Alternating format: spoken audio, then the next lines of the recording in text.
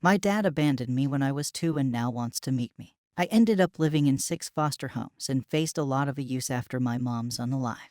Does it make me a horrible person to meet him just to tell him how I grew up? My mom overdosed when I was 4. I was used to her passing out for periods of time, so I just made toast and watched cartoons at first. But on the 3rd day, I got bored and went to play at the playground. Someone became concerned, and next thing you know, they're taking her away, and I'm going to stay with some nice people. Well, none of these people were very nice. I could go into details, but let's just say that I was removed from the first few due to a use. And by the time I was put in a decent home, I wasn't a nice little kid people wanted to adopt anymore. I was too old and an arsehole who hated them because I knew, in little kid logic, that even though they had red bunk beds and gave me ice cream after dinner, they would soon be like the rest. I eventually ran away when I was 16.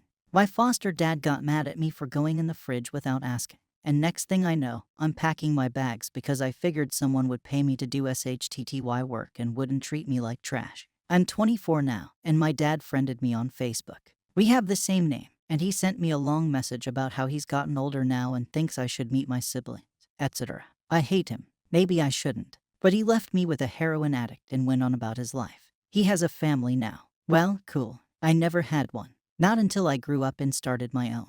I honestly think that letting him know I don't want to be his buddy, his son, or whatever he thinks he needs would make me feel better. I could stop hating and resenting him, unload it on him, and just move on. I also want to let him know that I lived in an apartment with my unalive mom for 3 days, and we didn't have anyone who cared about us enough to come by. I want to show him the burns I have on my arm. I want to let him know that I hid from one of my foster dads every night under my bed and prayed to a God I no longer believe in that he would just leave me alone. I want him to know that I never had real birthdays or Christmases.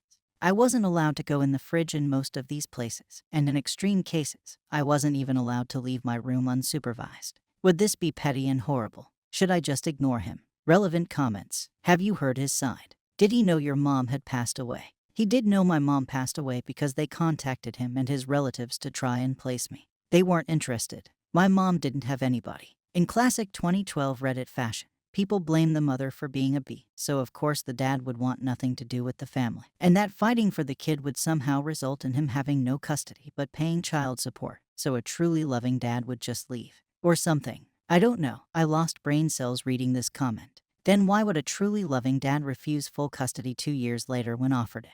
And in all seriousness, no man I know would cut off contact with his children rather than pay child support and only get to see them on the weekend. More rudeness, saying the mom didn't try either. So what dad did wasn't that bad in comparison to mom. They called him to see if he had any interest when my mom passed away. He didn't, and neither did any of his family. He then signed away any rights he had. And what did my mom do? Yeah, she odd. But she tried. She fed and clothed me and loved me. She was addicted to a drug, and it was a horrible thing, but she loved her son. He walked away. And 22 years later, he decided to see how life treated me. I was 4. For 2 years, she did it on her own.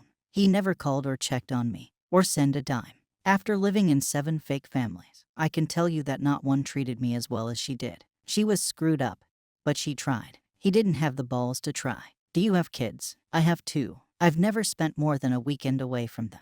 And I can tell you that I would unalive for them. I would work 80-hour weeks if that's what it took to support them. I would do anything for them. But I would never just walk away and not look back for 2 decades. She didn't get full custody. She got left with it. There wasn't a divorce or custody battle. Technically, that was criminal. Maybe his life is better. But apparently it bothers him enough to write me a sappy message and ask to meet me. But the cost of him walking away is that he'll never be my dad, and I'll never grab a cup of coffee. A parent's job is to make their life support a child. And I have no respect for anyone who doesn't even try.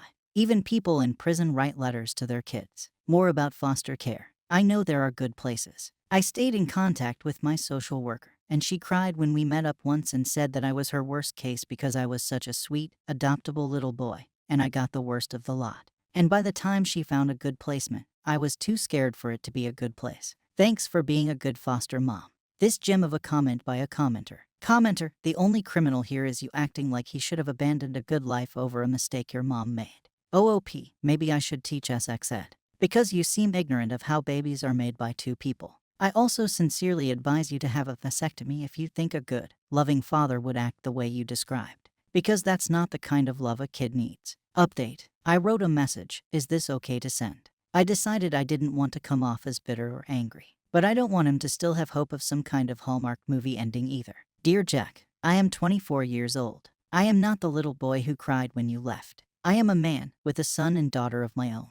I've never spent more than a weekend away from them. I am a father and a damn good one. I don't need you anymore. Once I needed you. When my mom passed, I really could have used a dad. I could have used anyone. When she passed away, there wasn't even anybody there. No one cared about us. I spent 3 days in that apartment eating toast and just waiting for her to wake up. And then they called you. Because you were my dad. You were 23, young, but not so young, really. If you had come and gotten me, you would have had a son.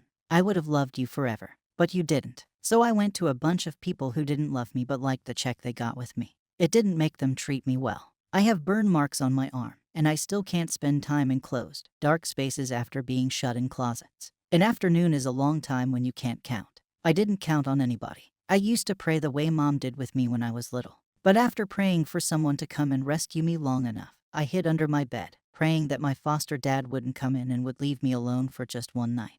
Just one night. I stopped believing in most things. I lived in 7 different homes from 16. And even with the decent ones, I was never family. I didn't have real birthdays or Christmases. I wasn't allowed to go into the fridge and just get food when I was hungry. When I was 16, me and my foster dad got into a fight over a ham sandwich. Boy, what are you doing with our things? And so, I left. 16, with nobody to call, and $40, I just walked away with a backpack. Anything could have happened to me. But I made it. I'm a man now, and I don't need you. I don't want you to feel bad. I just want you to know why I can't be your son. I'm 24 and have never been anyone's son. I don't know how, and I just don't have it in me. Jackson. Edit. He also wrote a comment on a post about kids who overcame. Well, I am not some celebrity success story, but considering my poor placements and the fact that I ran away from the foster system in high school when I was 16, I think I might roughly qualify for ending up a pretty average guy. I'm 24 and work as an electrician. I have an associate in it. Who would have guessed I'd go to college? No one. I went to school when I was 19, after I got my jet. I'm married with 2 kids. The oldest is 3, and the youngest is 7 months old. And I'm a really good dad, which surprised me because I never had one, but I adore my kids. I would walk on fire for them. I'm happy, and I think that blue-collar, middle-class living suits me. I honestly thought I'd end up in prison or something, but instead I found this life. Thank you for watching the video.